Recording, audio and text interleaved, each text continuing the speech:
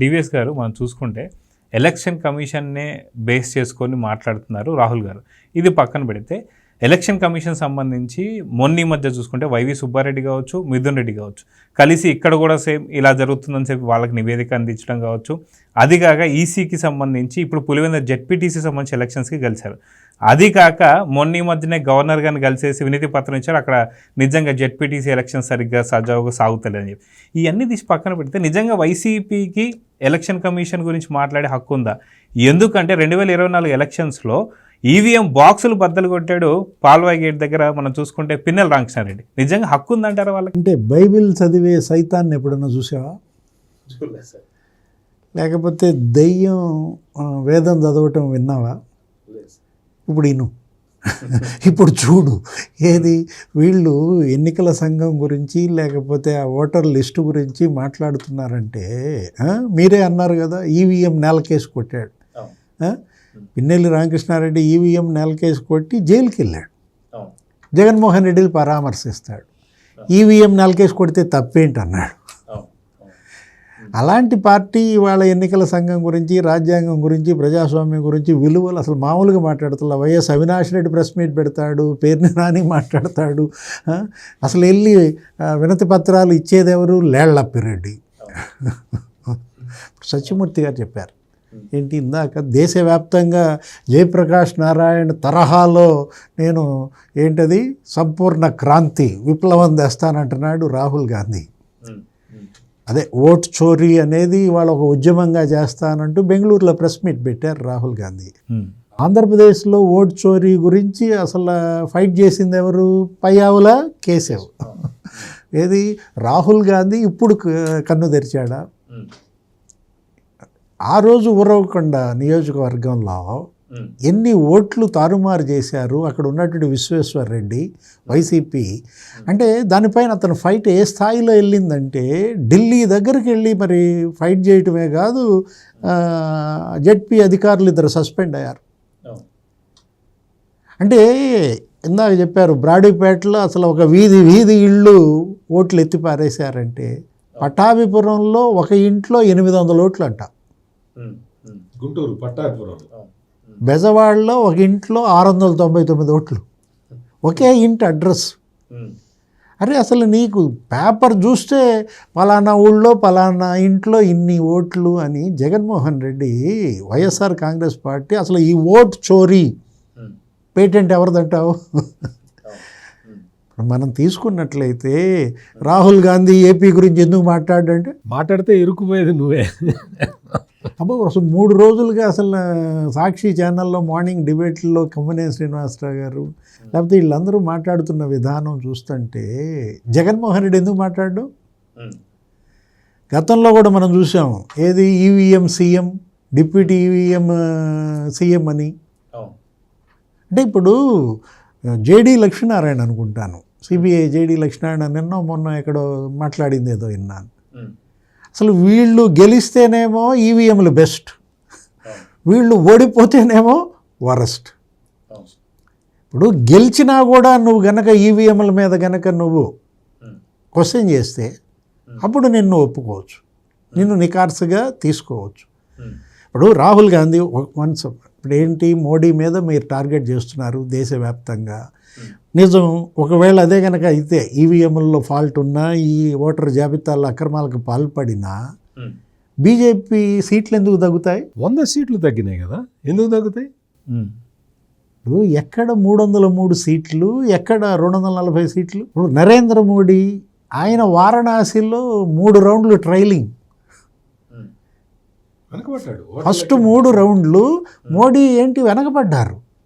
ఎట్లా సాధ్యం? ఆయన ప్రధానమంత్రి, ఆయనే మొత్తం చక్రం తిప్పాడు, ఆయనే ఈసీని మేనేజ్ చేస్తున్నాడు. అంటే సరే పోనీ ఈవీఎంలు లేకపోతే ఓటర్ లిస్ట్ అక్రమాలు అనుకుందాం.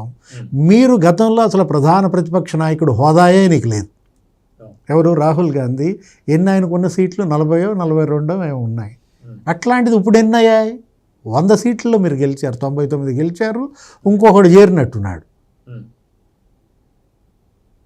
అంటే ఇప్పుడు మీరు రాహుల్ గాంధీ అయినా సరే ఆయన చేస్తున్నటువంటి విమర్శలు ఇండియా కూటమిలో లుకల్ సరైన ప్రత్యామ్నాయంగా మీరు మోడీని చూపించలేకపోయారు.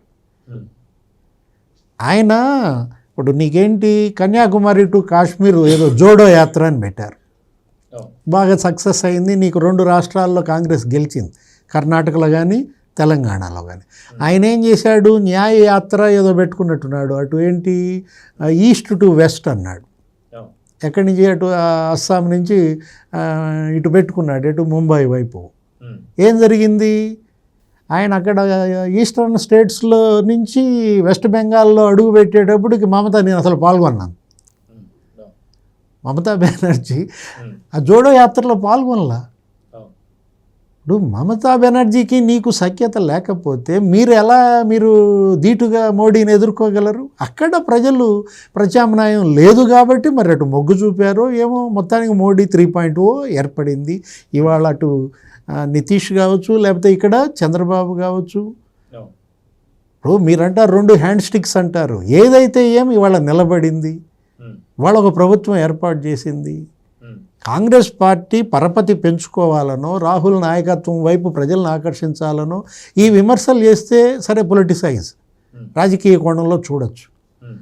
జగన్మోహన్ రెడ్డి మీడియా లేకపోతే ఈ వైఎస్ఆర్ కాంగ్రెస్ పార్టీ వాళ్ళు చిలవల పలవలుగా దీనిపైన మాట్లాడితే ఇవే బయటకు వస్తాయి. ఏది ఇప్పుడు మనం చెప్పుకున్నాయే బయటకు వస్తాయి. అసలు నీకు గుర్తుందా, ఓటు కార్డులకి డూప్లికేట్లు తయారు చేశారు తిరుపతి బై ఎలక్షన్లో. ఫేక్ ఓట్ కార్డ్స్ ఎప్పుడన్నా విన్నావా? అసలు ఈ దేశం చూసిందా?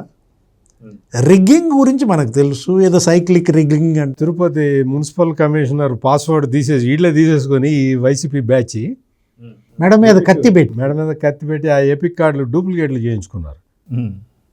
ఆయన సస్పెండ్ అయ్యాడు పాపం. ఆయన ఎన్నిక జరగలేదు యాక్చువల్గా. అప్పటికి ఎన్నిక జరగనప్పుడు సిఈసి ఆంధ్రప్రదేశ్ వచ్చారు, సెంట్రల్ ఎలక్షన్ కమిషనర్ ఆయన రాజీవ్ కుమార్ ఏదో ఆంధ్రప్రదేశ్ వచ్చి ఒక 1 వీక్ 10 డేస్లో ఇక 1 మంత్లో ఎన్నికలు జరుగుతాయి, అందరితో మీటింగ్ పెట్టుకున్నాడు. మొత్తం ఐఏఎస్లు ఐపీఎస్లు యంత్రాంగం అంతా ఇక ఆయన కింద పనిచేయాల. కాబట్టి అందరినీ ఒకసారి డ్రెస్ రిహార్సల్ మళ్ళీ మేకప్ చేయటం కోసం పెట్టుకుని గిరీష్ అని లేపాడు. ఆ మీటింగ్లో లేపి నీ పాస్వర్డ్ నీ దగ్గర ఉందా అని అడిగాడు.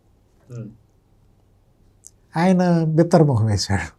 ఇప్పుడు అది లేని మాట వాస్తవమే, చెప్పిన మాట వాస్తవమే, ఆయనకెట్ట తెలిసింది నా పాస్పోర్ట్ వేరే వాళ్ళకి పోయింది నిన్న వాడు.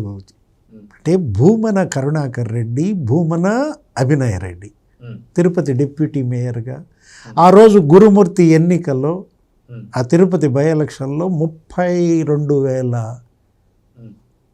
Cards, fake voter ID cards తయారు చేశారు.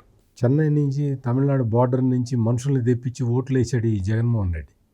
కర్ణాటక నుంచి అంటే పెద్దిరెడ్డి రామచంద్రారెడ్డి ఆధ్వర్యంలో, లేకపోతే చెవిరెడ్డి భాస్కర్ రెడ్డి, భూమన కరుణాకర్ రెడ్డి, ఇల్లేగా ఆయనకి ముఖాలు. జగన్మోహన్ రెడ్డికి ఒక 10 మాస్కులు ఉంటాయి, వాటిలో 3-4 మాస్కులు తిరుపతిలోనే ఉంటాయి.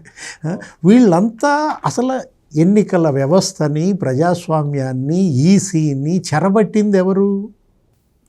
వీళ్ళు. ఇప్పుడు అసలు పేర్ని నాని ఏం మాట్లాడాడు, ప్రజాస్వామ్యాన్ని చంద్రబాబు ఖూనీ చేస్తున్నాడు, అసలు పులివెందుల జడ్పీటీసీ ఎన్నికల్లో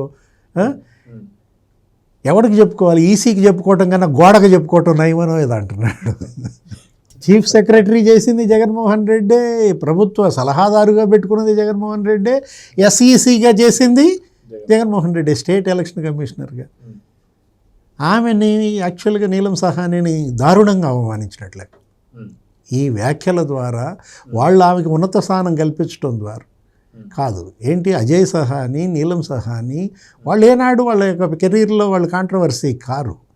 అట్లాంటి వాళ్ళని వాళ్ళేంటి ఈసీకి చెప్పుకోవటం కన్నా గోడకు చెప్పుకోవటం నయమంటే, అంటే నీలం సహాని కూడా చంద్రబాబు సామాజిక వర్గమా? Please subscribe to Leo News for more videos.